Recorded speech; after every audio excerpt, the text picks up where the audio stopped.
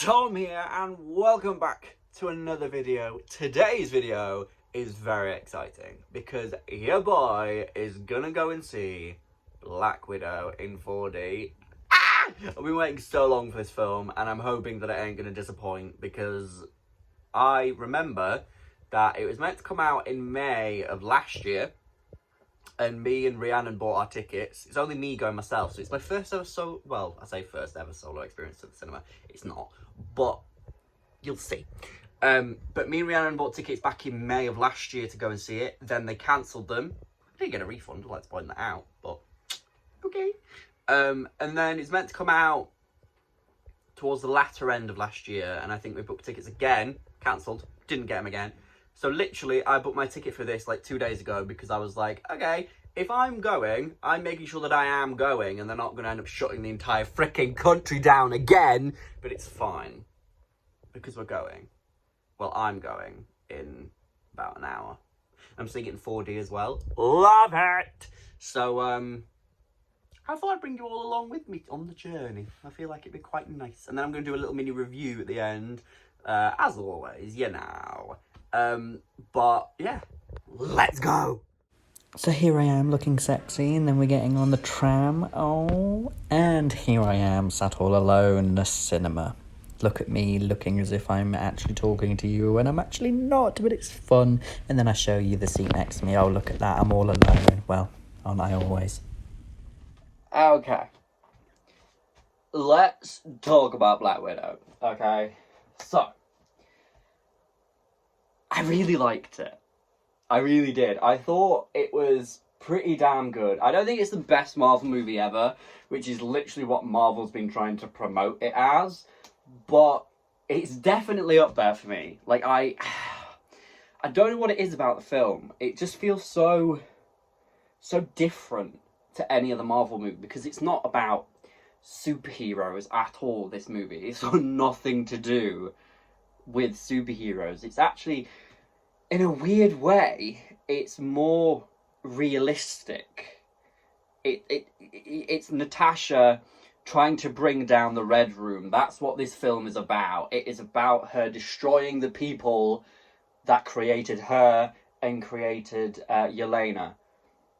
And an underlying message as well is her trying to literally stop this sort of sex trafficking, child exploitative project that the Red Room are doing. And I think that's such a ballsy move for Marvel to, like, go into something more real life based than fantasy sci-fi based. And I loved that. I was literally nearly crying my eyes out at the sort of opening credits, because, and I think this is the first time in a Marvel movie as well, please correct me if I'm wrong, that we've had an opening credits, like, thing, you know, like a theme credit thing, you know, like Doctor Who has a woo, and you have, like, David Tennant and da-da-da-da-da.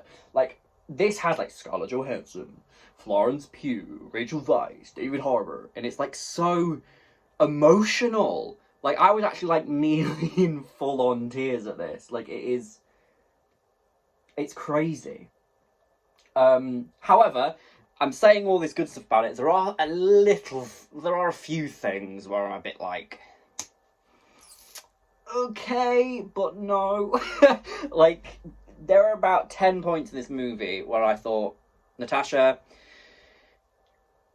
girl, you should be dead. Like, I say it's all about realism. There's a lot of moments in this where you're going to watch it, but like, bitch, you'd be dead. Like, kind of spoiler, kind of not. There's a part in the movie where she does, like, the John Wick fall, you know, at the end of chapter 3 of John Wick, where he falls off the roof and he hits everything and then lands on the floor, and everyone's like, oh, bitch, he's dead. Like, that's what I thought. And she just lands it, and I'm like, you just, like, broke about 50 ribs. You don't even have 50 ribs, but you probably broke them all. Like, you've probably perforated something. Like, how are you not dead? And then there's another part with an explosion, and it's like, okay, honey, you'd be burnt to a crisp. Like, calm down. However, I think this movie You know, I'm gonna fucking say it. This movie has the best action sequences in any Marvel movie to date. I'm just putting it out there. Like, Endgame has one amazing action sequence, and that is the end. Like, the last 45 minutes of that movie is amazing. Endgame is still my favourite movie, Marvel movie, don't get me wrong. However, this movie does so well with, like, the hand-to-hand combat, the gun, so that, like, the weapon combat, and just some of the stunts in this movie are amazing. You can tell, though, that a lot of the end, like the last 30 minutes of the film, is CGI. You can tell. Like, some of it is obviously real, some of it isn't, but you can tell it's CGI. But you know what? I don't care, because it's still amazing to look at and to watch. It's visually stunning. I just loved it. I loved the action sequences. They are some of my favourite. Like, even the opening action sequence, like, it just gripped me, and I was actually, like, nearly in tears with some of the action sequences in this movie. Not because they're, like, meaningful, but because they're powerful. Like, it's, you know, this film is women empowerment to a T, and it's done well. Kate Shortland has done an amazing job at directing this movie. Like, she is freaking amazing. And Scarlett and Florence carry this movie by a mile. More so Florence than Scarlett, actually, which is quite interesting for a new character that we've not seen in the MCU before. But now, she's going to be, like, she is one of my favourite Marvel characters to exist now. Like, Florence as Yelena is amazing. Like, Yelena Belova is so funny. Unintentionally funny. She is just funny. Like, Florence Pugh is an amazing actress in itself. But in Marvel, she is fucking amazing. Like, amazing. And I hope she sticks around for a lot longer. Like, I love her. I love her to bits. I really, really do. She's amazing. Well, I mean, right, I'm going to go into a bit of a spoiler talk here. So if you don't want to hear this, skip about a minute or two in, because I'm going to talk about it. The end credit scene. It started, and it's Florence Pugh in a car, and she gets out in the car with her dog. I think she's called Fanny, which I love, because that was meant to be, that's a joke they had about Natasha's fake alias name, Fanny Longbottom or something. And she gets out of the car, and she visits Natasha's grave, and it says daughter, sister, Avenger on it, and I thought, oh, that is amazing. However, the scene started, and I sort of thought, nothing's really going to happen here, is it? I'm not going to be shocked. I'm not going to be, like, thrilled. And then we see... Is she called Val? I think she's called Val. I can't remember. Yeah, I think she's called Val. Who's, like, the Miss Hydra sort of person who we saw in Falcon and Winter Soldier, who recruited John Walker. We saw them. Again, and they were just there, and Yelena knew her because she said something like, "You're not meant to be bothering me on my vacation, Val," or something like that. I don't know why I did a Dracula voice. It was more Transylvanian than Russian. Anyway, they know each other, and then Val says, "How would you like to get payback on the person who killed your sister?" And she shows her a photo of Hawkeye, Clint Barton. Oh, girl, we know it's going to go down, because Yelena looks at her like, I'll do it. I loved it. I thought, oh my god, this is like... I literally gasped so loud. Like, I was like, oh my god, I'd never thought that. And, like, we now know that literally the Hawkeye TV show, sorry, is literally going to be Hawkeye training Kate Bishop whilst trying to evade Yelena Belova. And I think that's going to be amazing, and I'm so excited for that. I cannot wait. Number one, to see the Hawkeye TV show, because I think it's going to be amazing, and because Hawkeye is one of the most underrated characters. Well, it's called Ronin now, isn't he, actually? But this show is called Hawkeye, so... Anyway, Hawkeye is one of the most underrated characters, and I think he needs his time to shine. Because he never had that. In Avengers 1, he was Loki's little pet. In Age of Ultron, he was literally just like the escape plan. Like, he was used to hide out from Ultron. And then Infinity War, he wasn't even in it. And then Endgame, he was in it, and he got one. Well, he didn't kill Natasha. He didn't even get her killed. She did it herself. But people look at it as he got one of the best Avengers killed. So,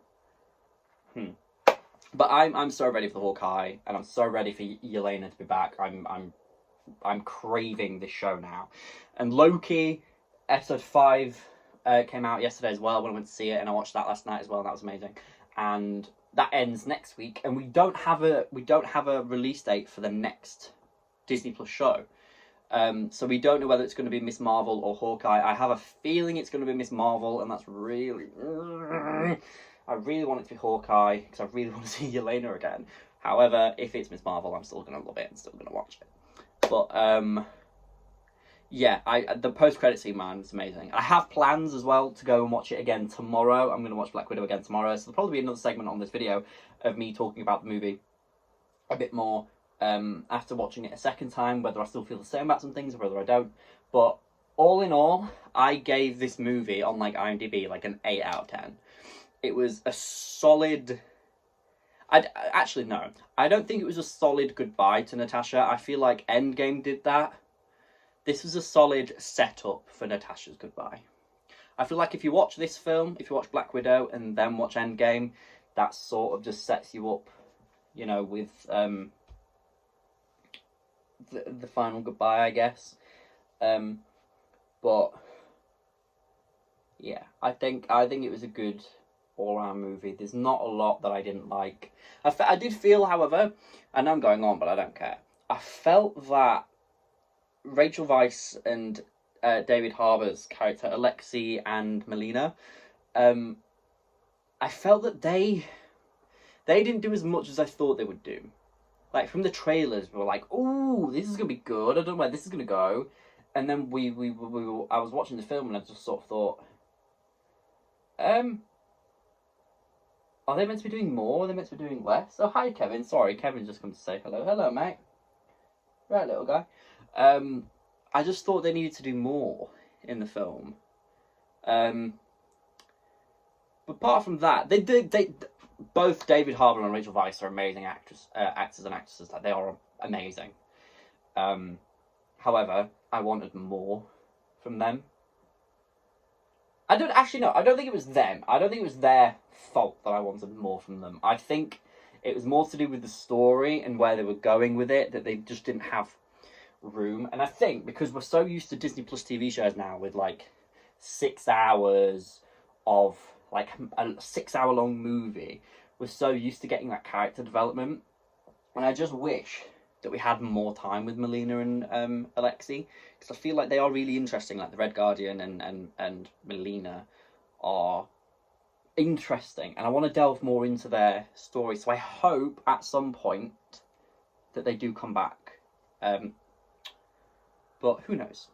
But yeah, I'll see you all in the next part of the video when I talk about seeing it for a second time and how I feel. So this is actually after my 3rd time of watching Black Widow, and I feel like after watching it more, I've learned to appreciate a lot of the minor details that have been placed throughout the film. Like, oh my god, I've got a spot there. Ew, girl, that ain't good. But yeah, like the finer details, like these little things you see, like Yelena and Natasha, when they fight, they both did the knife trick where they drop the knife and do that sort of stuff. And there's just those little things that you notice after watching it for like the 3rd time, and it's just like, wow. Also, sorry, you can probably hear my stomach, I'm a little bit hungry. But yeah, it's so good. Like, honestly, go and watch it, guys. Like, it's amazing. It's so good.